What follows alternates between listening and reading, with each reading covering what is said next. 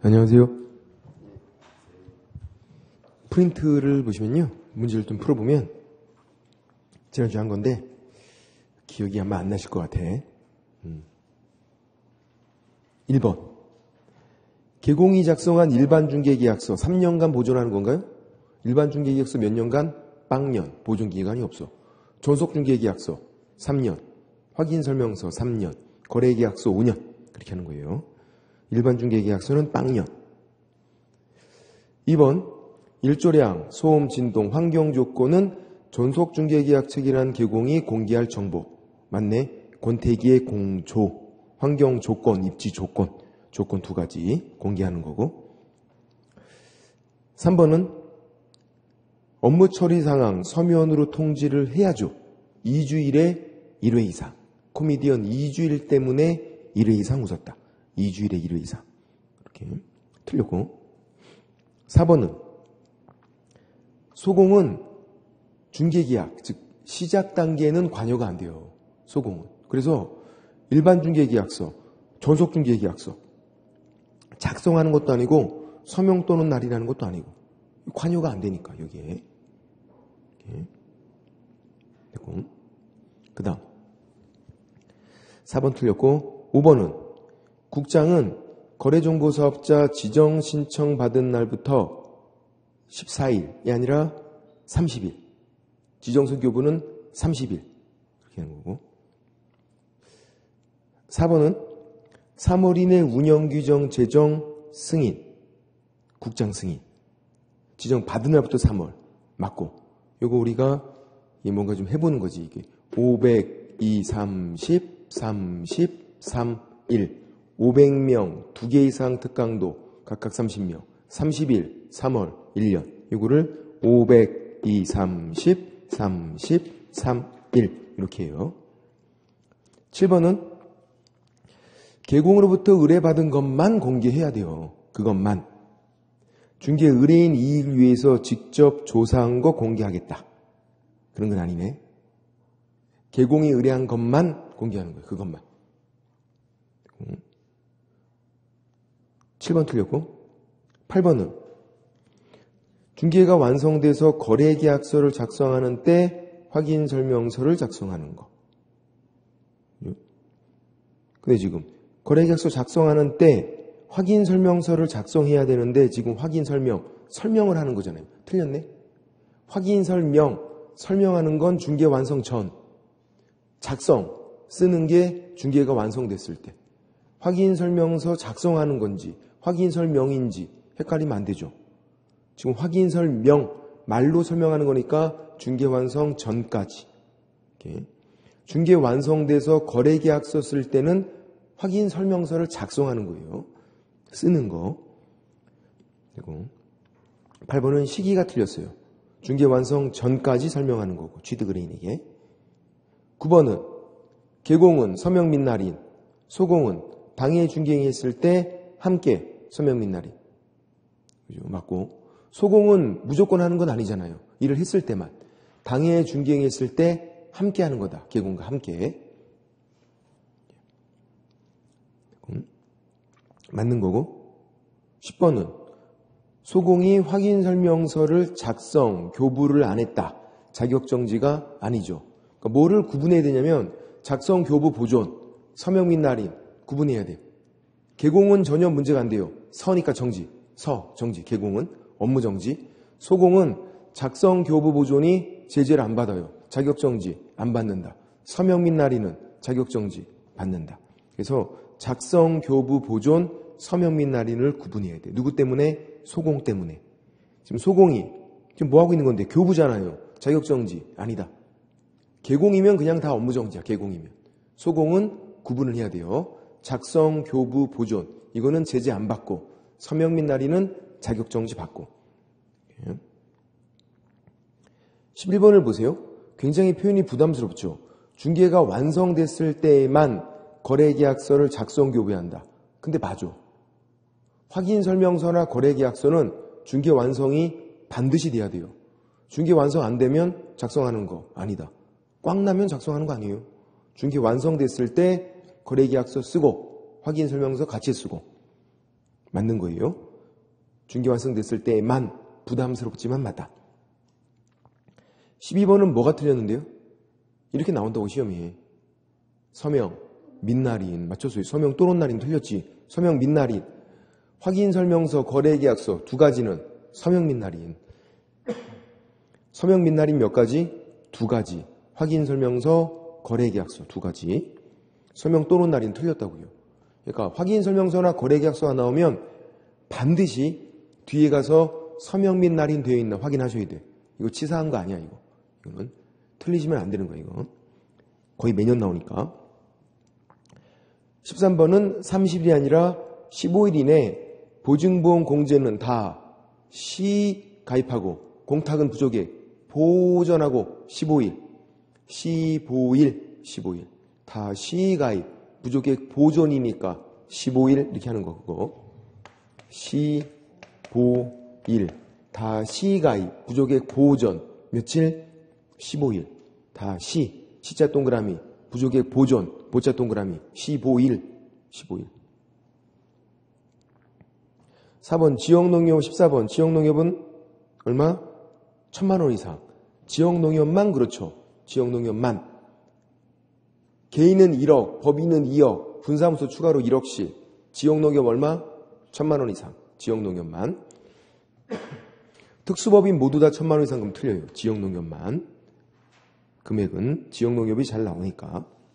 그리고 이게 기출문제예요. 이 정도만 풀 수 있으면 웬만한 가서 그냥 다 푸는 거야. 이게 기출문제니까. 오늘은 270페이지. 계약금 등 반환채무 이행 보자. 270페이지. 얘는 한 문제가 매년 나오다가 최근엔 안 나오네요.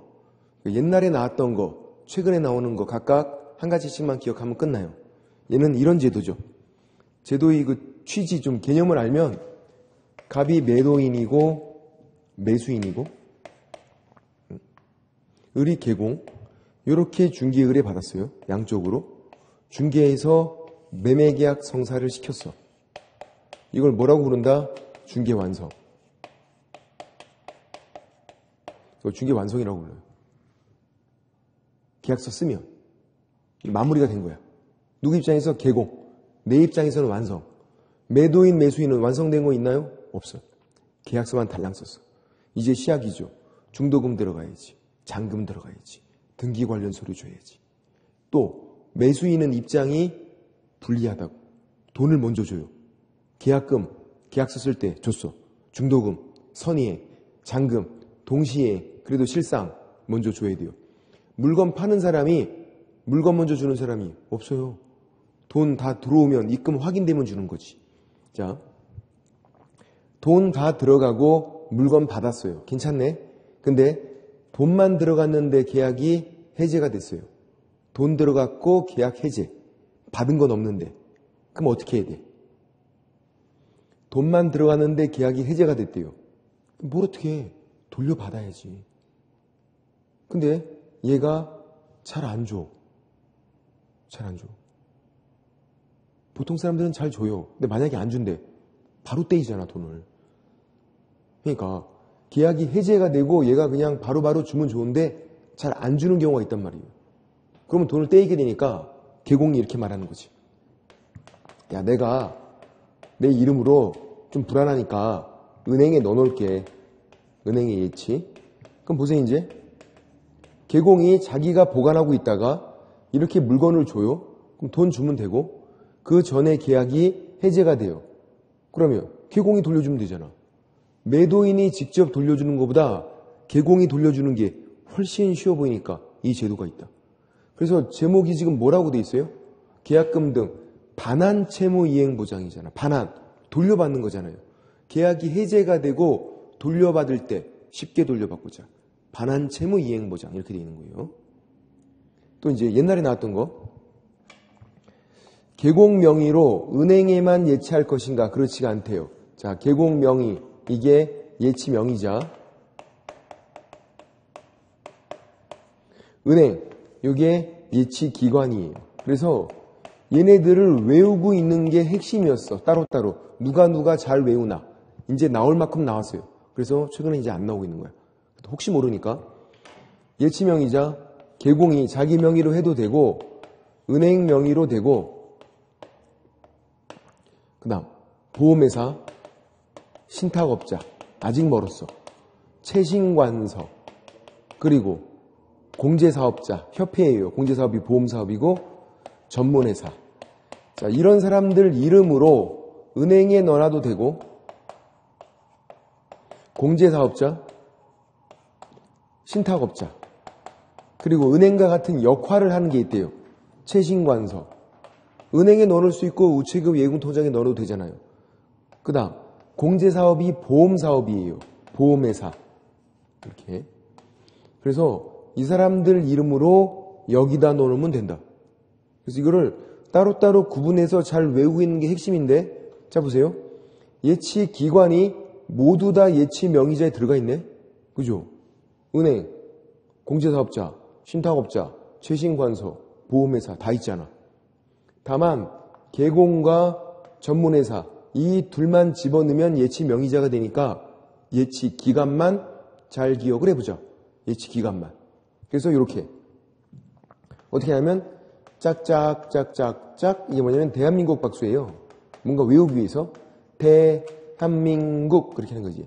짝짝짝짝짝 은공채보신 이렇게 하는 거예요. 대한민국 은공채보신 짝짝짝짝짝 은공채보신 대한민국 은공채보신. 이거 왜 한 건데? 그냥 한 거야. 아무 이유 없어. 옛날에 나왔으니까 한 번지 혹시 모르니까 외워보려고. 짝짝짝짝짝 은공채보신. 요거 외운 다음에 계공 전문회사 집어넣으면 예치 명의자가 된다. 그럼 예치 명의자 아니 버려 그냥. 예치 기간만 한 가지만 정확하게 짝짝짝짝짝 은공채보신 그렇게 하는 거지. 이렇게. 자 271페이지를 보세요. 양가로 2번 예치 권고제도예요. 옆에다가 의무 X 적어놔야 되고 271페이지 양가로 2번 예치 권고 옆에다가 은행 X 의무 X 의무가 아니에요. 서로 간의 의무가 아니에요. 권고가 하야한다는 이상하잖아. 할 수 있다지. 그래서 거래 당사자가 거절해도 되고 의무 X. 그리고 두 번째 줄에 보시면 거래계약 이행이 완료될 때까지라고 돼 있어요. 뭐 X냐면 거래계약 체결될 때까지 X. 거래계약이 체결될 때까지 X. 이게 왜 X일까요? 거래계약 체결은 이미 됐잖아요. 매매계약 체결은. 중도금, 잔금 들어가는 이행 문제지. 거래계약 체결될 때까지 X. 거래계약 체결 이미 됐다고. 그래서 그렇게 나온 적이 있었죠. 거래계약 체결될 때까지 X. 이행 완료될 때까지. 계약금, 중도금, 잔금이니까 싹 다. 임대차에서 보증금도 다 예치할 수 있고. 양가로 3번 예치 대상이 계약금, 중도금, 잔금까지 다 된다. 양가로 4번 예치 명의자는 살짝 버리고 동그라미 2번 예치 기관 짝짝짝짝짝 은공채보신 해야 되는데 은행부터 안 나왔다고. 기업, 금융기관 뒤에 가로하고 은행 콤마 찍고 채신관서. 금융기관 뒤에 적어놓으세요. 은행, 채신관서. 은행법에서는 금융기관이라고 안 해요. 그냥 은행이라고 하지. 우리만 이렇게 돼 있어요. 같은 말이고 채신관서도 같은 역할을 하니까 은행, 채신관서. 니은은 공제사업하는 자는 가로하고 보험회사 적어놓고 같은 역할을 하니까.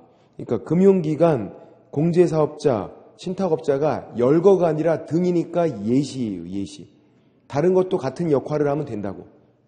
그래서 금융기관 옆에 은행, 채신관서, 공제사업하는 자 옆에 보험회사. 그러면 짝짝짝짝짝 은공채보신 되는 거죠.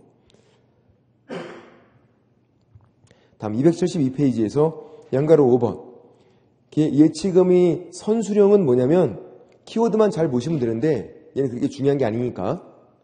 얘가 매도인이 돈 받을 권리가 있잖아요. 얘가 돈을 미리 받겠대요. 등기 관련 서류 주기 전에 미리. 그러려면 보증서를 예치 명의자에게 주고 미리 받을 수 있대요. 보증서는 당연히 돈 준다는 내용이 보증서야. 얘가 돈을 안 주면 보증서 발급한 우리가 줄게. 돈 준다는 내용 보증서를 누구에게? 예치 명의자, 예치 기관이 아니라. 키워드 두 가지. 첫 번째, 매도인, 임대인이에요. 매수인, 임차인, X. 매수인, 임차인은 돈 주는 사람이지 받는 사람이 아니잖아요. 매도인, 임대인. 첫 번째 줄에. 그리고 세 번째 줄에 예치 명의자에게 보증서를 교부한다고. 예치 기관, X. 그래서 매도인, 임대인이 보증서를 예치 명의자에게 교부하고 등기 관련 서류 주기 전에 미리 받을 수도 있다. 이렇게요. 키워드 두 가지만 잘 보시고. 매도인, 임대인, 예치 명의자, 키워드. 그 다음, 이제 개공이 예치 명의자일 때, 개공 명의일 때, 양가로 1번 필요한 사안 약정 중요하지 않아요. 양가로 2번이 그나마 중요해요. 별도로 보험 들래요. 개공이 자기 명의로 예치를 하는 거지. 개공이 자기 명의로. 개공 명의로. 은행 명의다 그럴 때는 아니에요. 개공 명의일 때 그때 보험 들래. 예치한 금액만큼. 10억이면 10억, 5억이면 5억. 개인 1억, 법인 2억은 중개업할 때. 그거 말고 별도 보험 드는 거예요. 별도로. 그래서 예치금 지급을 위한 보증은 가로하고 별도로 보험 들 것. 그 말이에요. 별도로 보험 들 것. 중개업할 때 보험 들은 말고 별도로 보험 들 것. 별도로 보험 들 것. 그래서 금액은 두 번째 줄에 예치 대상이 되는 계약금 등에 해당하는 금액 이렇게 돼 있죠. 두 번째 줄에 예치 대상이 되는 계약금 등에 해당하는 금액. 이게 10억이면 10억, 5억이면 5억 그 말이죠. 그렇게요. 양가로 3번은 쉽죠. 제목에 다 나와 있어요. 분리관리, 무단 인출 금지, 인출 제한 이렇게 부르죠. 통장 따로 만들고 동의 없이 인출하면 안 된대요. 시험 문제 어떻게 나올까? 동의 없이 인출할 수 있다. X. 동의 없이 인출할 수 없다. 절대로 인출할 수 없다. X. 동의 얻으면 또 인출할 수 있죠. 동의 없이 인출할 수 없다. 분리관리, 인출제한 그렇게 부르고 밑에 있는 실비청구가 최근에 나온 거죠. 별표. 최근에는 이 3번 실비청구만 나오니까 얘만. 자, 칠판을 보세요. 다시. 이런 내용이에요. 지금 매수인이 돈을 맡겼잖아요. 그죠? 비용 발생했대. 그 비용을 누구에게 청구해야 돼? 매수인이 돈을 맡겼어요? 은행에 넣어놔서 은행 수수료 발생, 비용 발생했어요. 누구에게 청구해? 당연히 매수인, 돈 맡긴 사람에게. 그 비용을 매도인에게 청구한다는 건 너무 황당하잖아. 돈 맡긴 사람에게. 매수인, 임차인 같은 취득은행에게 청구할 수 있다. 돈 맡긴 사람에게. 그렇게. 그래서 상대방이 바뀌면 절대로 안 돼요. 누가 돈을 맡겼나를 잘 보면 된다고. 매수인, 임차인이 돈 맡겼으니까 취득의뢰인에게. 매수인, 임차인은 취득의뢰인이에요. 그래서 이제 얘는 결론 두 가지만 기억하자. 첫 번째, 짝짝짝짝짝 은공채부신 예치기관. 그리고 실비청구 상대방. 그럼 끝. 어차피 한 문제가 안 나오고 한두 지문 나오는 것 뿐이니까. 예전에는 한 문제가 나왔지만 지금은 273페이지 중개보수 두 문제가 나오죠. 그러니까 계약금 등 반환채무 이행보장 이거 볼 시간에 중개보수를 한 번 더 보는 게 낫겠다. 두 문제 나오니까. 계산 문제도 한 문제씩 나오다가 작년, 재작년 안 나왔어요. 자, 중개보수 의의와 성격인데요. 모르셔도 되고 질문 드려볼게요. 요 정도는 아실 거야. 중개보수 어떤 일을 하면서 받는 게 중개보수예요? 1번 분양대행하고 받는 게 중개보수다. 2번 중개업하고 받는 게 중개보수다. 2번 반드시 업종은 중개업이어야 돼요. 중개업하고 받는 것만 중개보수예요. 분양대행하고 받는 거는 중개보수가 아니에요. 상담하고 받는 것도 중개보수가 아니에요. 권리금도 중개대상물이 아니어서 중개보수 받는 게 아니에요. 별도의 수고비 받는 거지. 반드시 중개업 통해서 받는 보수, 그게 중개보수다. 그런 개념. 그리고 274페이지에서 동그라미 2번은 별표. 판례니까 잘 나오네요. 274페이지에서 동그라미 2번. 자, 개공은 판례가 상인이래요. 계공은 상인. 무슨 말일까? 계공이 상인이다. 이게 무슨 말이에요? 계공은 상인. 물건 파는 사람. 그런 의미인가요? 아니죠. 상인이 그런 의미보다는 어떤 의미다? 전문가다. 계공 전문가잖아요. 부동산 중개 관련해서 전문가. 상인. 그래서 전문가이기 때문에 돈을 준다 안 준다 서로 간에 말이 없었대요. 그게 어려운 말로 명시적인 보수약정이 없대. 돈 받을 수 있다. 돈을 준다 안 준다 말을 안 했어도 받을 수 있다. 명시적인 보수약정 없어도 돈 받을 수 있다. 그렇게 그런 것까지도. 왜냐하면 전문가니까.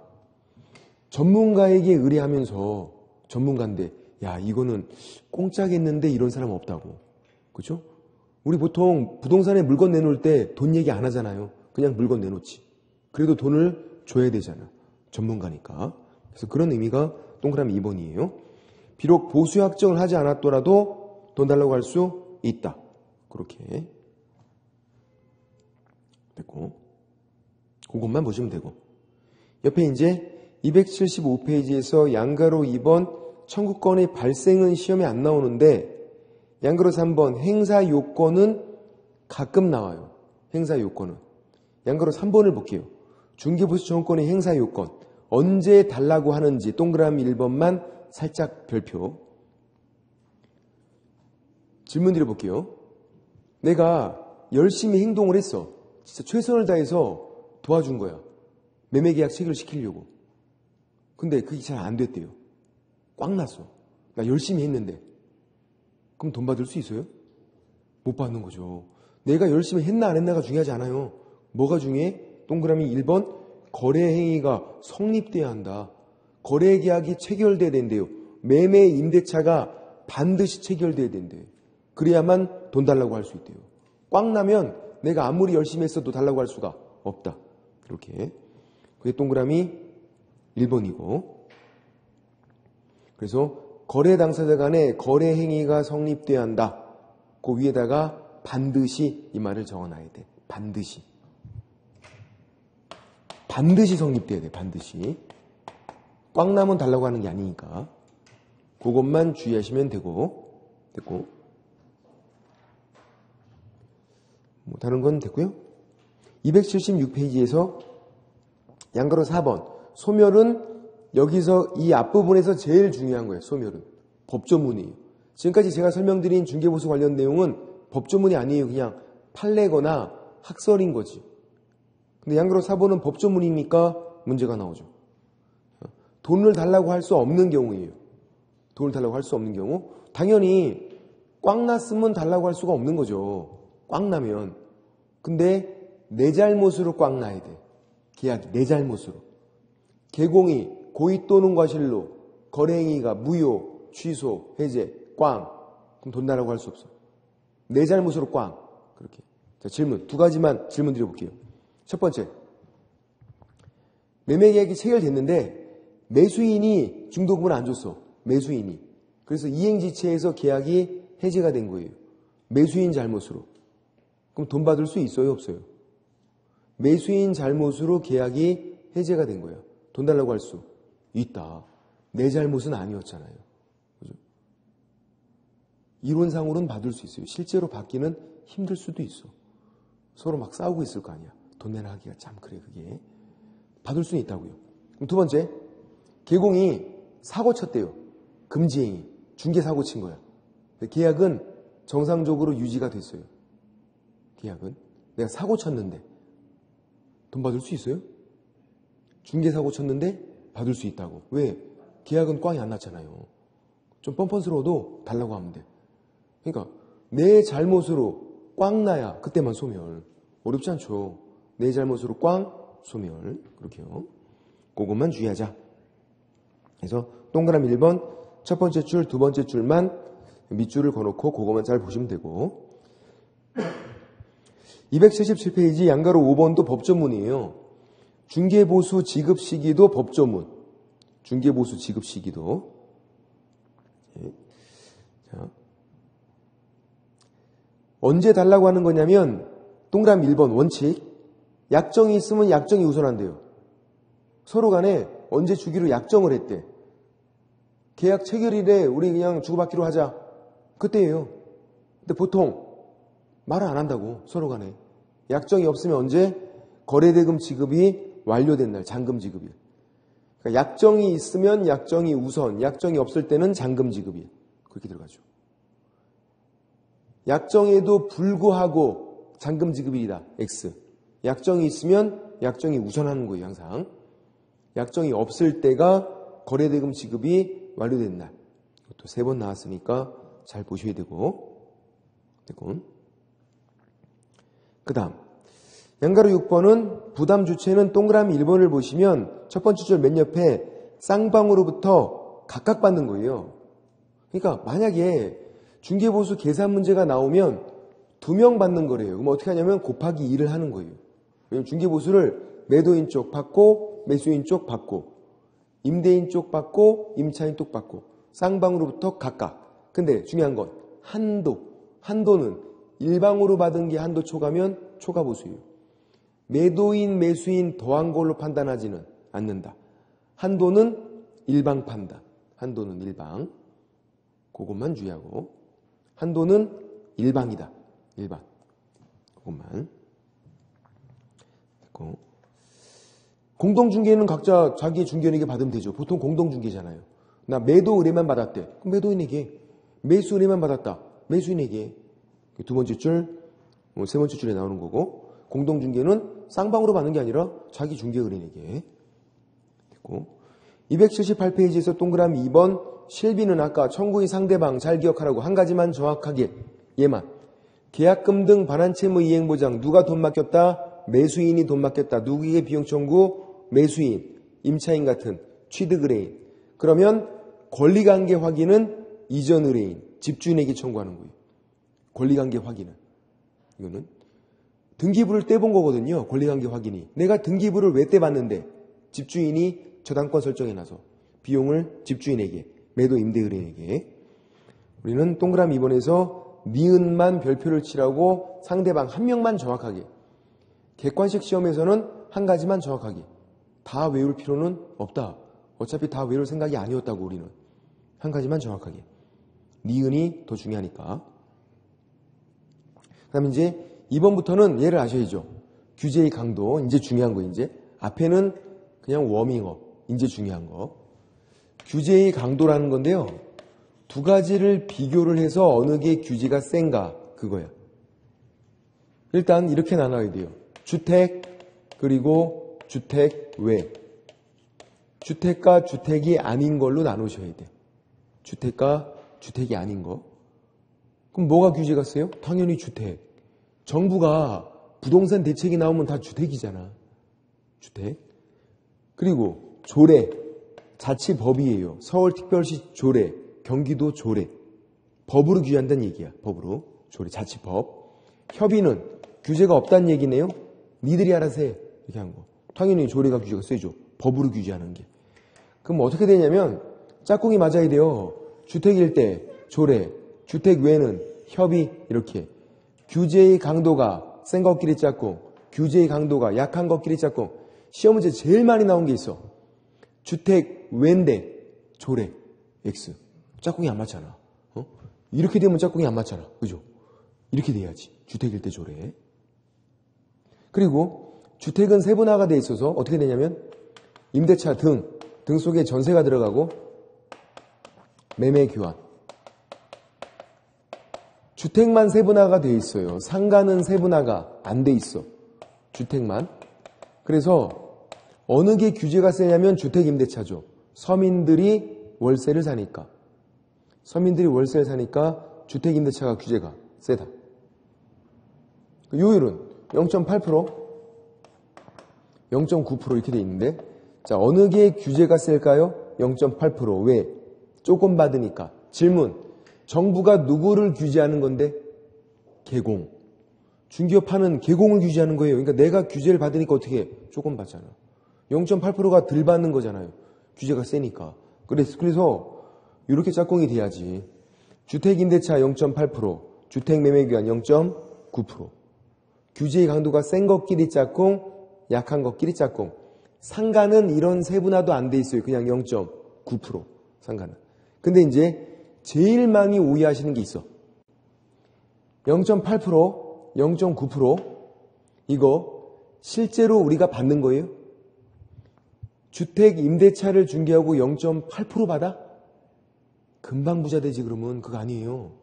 얘는 뭐냐면 한도야. 한도. 한도를 물어보면 그렇다는 거예요. 한도. 실제로 받는 건 주택일 땐 뭐가 있어야 돼요? 조례. 조례. 조례. 실제로 받는 건 조례로 훅 낮춰놓고 있어. 그래서 이제 중개보수 계산 문제가 나올 때 주택이 나와요. 그러면 시험지에 조례를 써줘. 조례는 우리 시험법이가 아니에요. 자치법이기 때문에 시험지에 나와. 그럼 거기서 찾아서 곱하면 돼요. 보통 뭐 0.4%, 0.5% 그래. 찾아서 그냥 곱하면 돼요. 주택일 때는 조례. 0.8, 0.9는 한도. 한도. 그것만 주의하고. 특히 주택 계산 문제가 나오면 조례 찾아서 곱하자. 자, 이제 주택 외 얘도 세분화가 됐어요. 주거용 오피스텔. 얘는 면적만 잘 보면 돼요.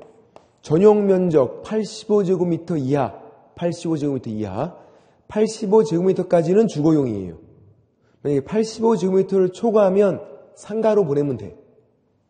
주택은 아니지만 주택과 같은 역할을 하니까 어떻게 하자? 얘도 세분화를 시키자. 임대차 등, 매매 교환. 그럼 뭐가 규제가 세다? 임대차 등. 세사하는 게 규제가 세지. 0.4%, 0.5%, 0.9일 때 0.8, 0.5일 때 0.4. 들 받는 게 규제가 세다. 그 짝꿍이 어떻게 맞아야 돼요? 이렇게 짝꿍. 이렇게 짝꿍. 짝꿍 맞아야지. 이제 문제는 이제 여기서 발생해, 이제. 주거용 오피스텔, 임대차 매매 교환 0.4%, 0.5%. 조례 있어요, 없어요? 맞췄어. 여기 조례 없어. 왜 없는 거예요? 응? 맞췄어. 출신 성분이 이거잖아. 어디서 불법 가해하고 왔나 봐. 맞췄어.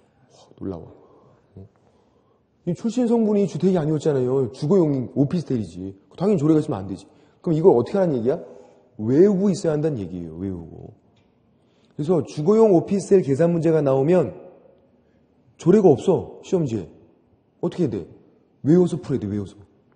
만약에 주거용 오피스텔인데 조례가 나와 있어요. 그 조례는 어떻게 해야 돼? 개무시. 아무 의미가 없어. 그냥 낚으려고 한 거야. 외워서 풀어야 돼. 외워서. 외우기는 쉽다. 주거용 오피스텔 몇 프로? 0.5%. 외우기 쉽잖아. 주거용 오피스텔 0.5%. 오피스텔 0.5%. 임대차 0.4%. 누가 못 외워 이거. 오피스텔 0.5%.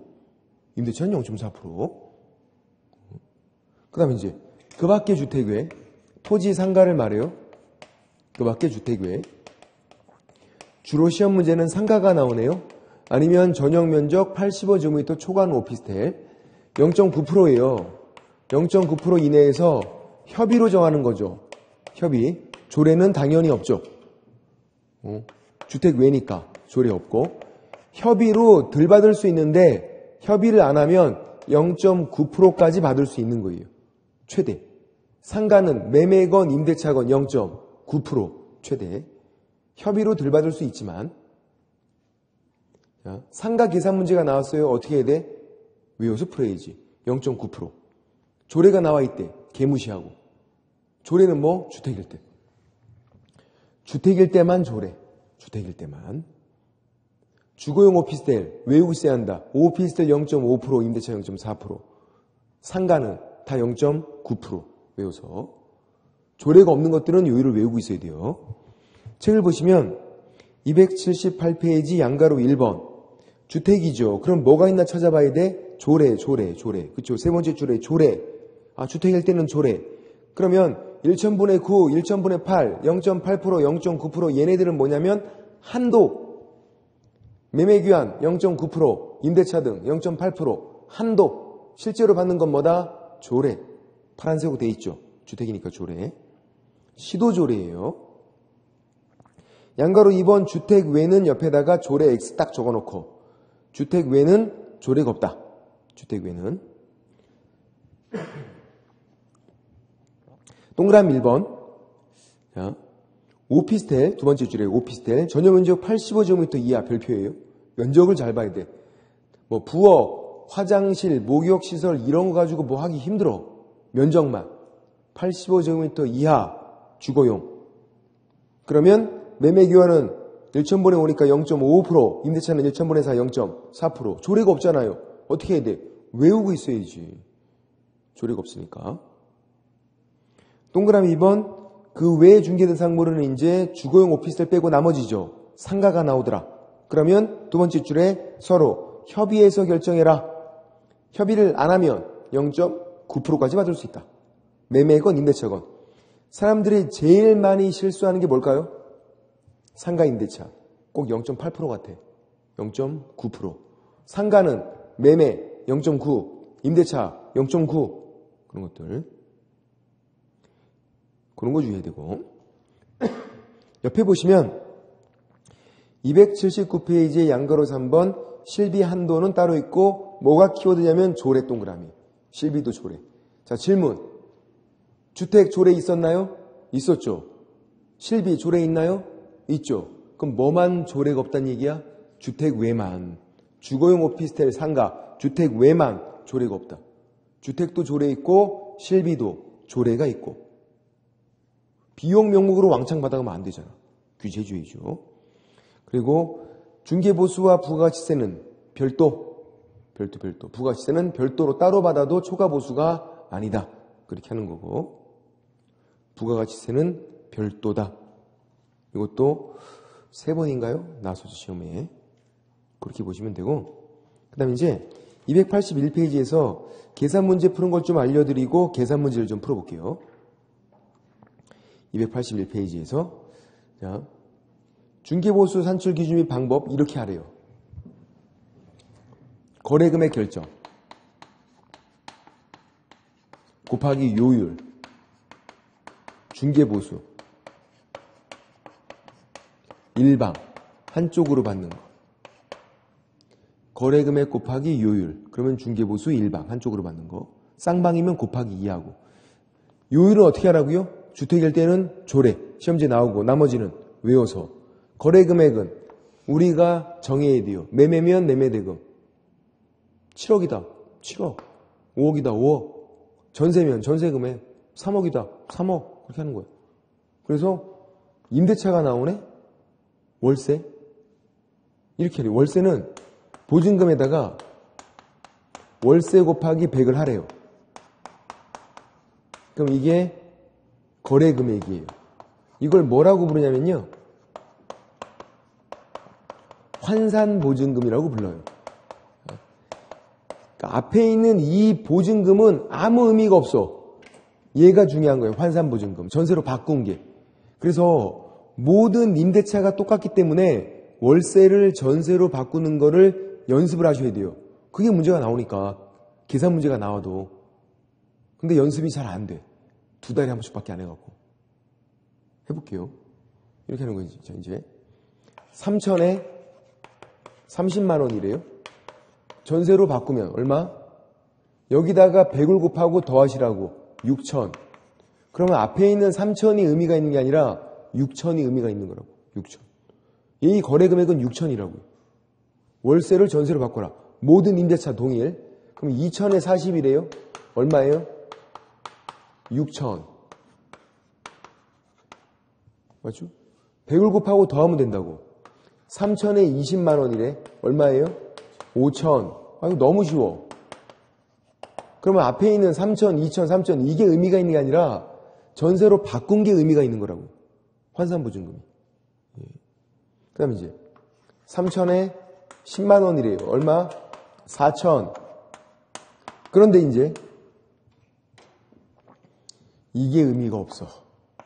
4천이. 왜 그러냐면 5천만 원이 기준이에요. 5천만 원까지는 원칙, 5천만 원 미만이면 예외.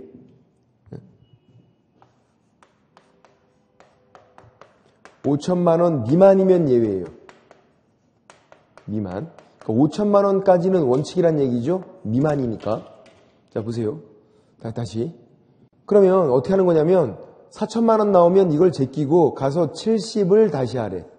곱하기 70을. 100이 아니라. 5천만 원 미만이면 70. 그럼 얼마? 3,700. 3천도 의미가 없고 4천도 의미가 없고 3,700이 의미가 있는 거예요. 5천만 원 미만이면 다시 하는 거니까. 이제 여러분이 해보세요. 2천에 20만 원이요. 어떻게 해야 돼? 얼마예요? 4천. 그죠? 100을 곱하고 더하시라고 일단 무조건. 그럼 전세로 바꾼 게 4천이잖아요. 의미가 있나요? 없다고. 5천만 원 미만이니까. 어떻게 해야 돼? 70을 다시 곱하자. 그럼 얼마? 1,400이니까 3,400 이렇게 되죠. 어렵지 않다고. 단 주의사항은 5천만 원 나왔을 때 요때 주의해야 돼. 요때. 3천에 20은 5천이니까 원칙. 5천만 원 미만일 때가 예외. 근데 더욱 중요한 거, 예외를 지금 뭐로 판단하고 있어요? 이 보증금으로 판단해요? 아니잖아. 환산보증금으로 예외를 판단하잖아요. 앞에 있는 보증금으로 판단하는 게 아니라. 그러니까 만약에 보증금으로 판단하면 얘도 예외 다 예외여야 되는데 이거로 판단하니까 원칙 예외 이렇게 되지. 예외를 환산보증금으로 판단한다. 그럼 질문, 예외가 잘 적용이 될까요? 안 될까요? 잘 적용이 안 된다. 왜? 환산보증금이 웬만하면 5천만 원 넘어가거든. 1000에 40 얼마예요? 5천. 그럼 원칙이야. 보통 원룸 1000에 40. 그럼 그것도 원칙이에요. 웬만하면 다 원칙. 개공들이 살짝 원칙에 맞춰. 예면 좀 몇만 원 줄잖아. 안 그래요? 중개할 때? 비하면 원칙이 낮잖아. 1000에 40. 그래서 보통 원룸이 1000에 40인 거야. 보통. 원칙이 되니까 그것도 5천이어서. 상가. 웬만하면 다 5천만 원 넘어가. 주거용 오피스텔도 그렇고. 예, 그래서 예외가 잘 적용은 안 되더라. 그런 문제가 있어요. 그래서 요 계산을 연습하셔야 되고, 그리고 임대차에서 무시를 해야 될 게 있어. 임대차 기간은 무시해야 돼. 기간. 아무 의미가 없어요. 1년이건 2년이건 똑같아. 그래서 제가 혹시 이거 설명을 드렸나 모르겠는데 어떤 분이 저 찾아왔어요. 자기 중개보수를 너무 많이 준 것 같대. 자기 이 말이 되냐고 저한테 와서 막 따져. 그걸 왜 저한테 따지는지 모르겠지만 거기서 따져 있었지 왜 저한테 따져. 이미 주고 와서 초과보수 같다고 많이 준 것 같다고. 서울이었어요. 주거용 오피스텔 2달 살았대. 단기 임대차. 보증금 100. 월세 100. 그러니까 어떤 상황인 거죠? 2달 살면서 보증금을 100을 건 거예요. 왜? 얘가 두 번째 달 안 내고 튈까봐. 그런 상황인 거잖아. 그죠? 보증금 형식적으로 100 걸어놓고 월세가 100이에요. 두 번째 달 주문 돌려주고 안 주면 그냥 이걸 퉁치고. 사실 이걸로 그냥 퉁치고 마는 거지. 이렇게. 보증금 100 걸고 월세가 100인 거야. 그렇게 이제. 두 번째 달은 안 주면 이걸로 퉁치고. 2달 살았으니까. 중개보수를 40만 원 줬대 자기가. 2달밖에 안 살았는데. 야, 이거 너무 많이 준 것 같다고. 계산해 보세요. 이게 뭐예요? 임대차잖아. 그러면 전세로 바꿔야죠. 100만 원 더하기 100 곱하기 얼마? 100. 얼마 나와요? 100 곱하기 100이니까 1억. 1억이죠. 1억에 이걸 더해야지 보증금을. 얼마 나와요? 1억 100만 원. 1억 100만 원이에요. 원칙 예외? 원칙. 5천만 원 미만이 아니잖아요. 이 거래 금액이 무려 1억 100이야. 기간은 의미가 없다고. 2달 아무 의미가 없어 이게. 그럼 주거용 오피스텔이니까 어떻게 해야 돼요? 요율을 외우고 있어야지. 매매기한 0.5%니까 임대차 0.4%, 0.04, 1000분의 4, 0.4%니까. 얼마 나와요? 40만 4천 원이야. 많이 준 게 아니라 4천 원 깎아줬잖아 오히려. 좋다고. 기간이 의미가 없어서 그래요, 기간이. 이걸 뭐 나누기 6을 하고 하는 게 아니라고 지금. 1년도 안 살았으니까 1년 기준에서 그렇게 하는 게 아니라고요. 기간이 의미가 없다. 그래서 거기다가 좀 적어놔야 돼요. 양가로 2번 임대차에 월세가 있는 경우 옆에다가 기간은 무시하자. 임대차 기간은 무시. 임대차 기간은 무시. 양가로 5번 교환일 때는 큰 거예요. 교환은 큰 거. 작은 거 X. 평균액 X. 얘도 매년 나오는데 이게 왜 매년 나올까요? 이유가 있는데 법에서는요. 중개사법 플러스 다른 모든 법에서 공통점이 있어. 항상 두 가지를 비교하면 법은 작은 거야. 두 가지 비교해서 작은 거. 법에서는. 근데 지금 뭐라고 돼 있어? 교환은 큰 거래잖아. 얘만 특이하게. 그러니까 잘 나오는 거죠. 작은 거 X. 교환일 때는 큰 거. 큰 거. 큰 게 거래 금액. 큰 거 곱하기 요율을 각각 받으면 되는 거예요. 작은 건 무시하고. 교환일 때는 큰 거다. 그렇게 보시고. 됐고. 그 다음 282페이지에서 양가로 4번이 중요하니까 좀 쉬셨다가 양가로 4번을 좀 보도록 하겠습니다. 좀 쉴게요.